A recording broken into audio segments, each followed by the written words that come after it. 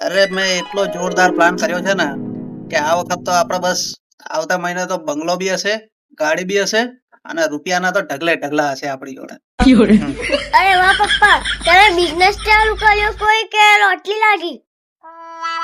અરે ના કોઈ લોટરી કે ના કોઈ ઉધાર કે ના કોઈ લોન.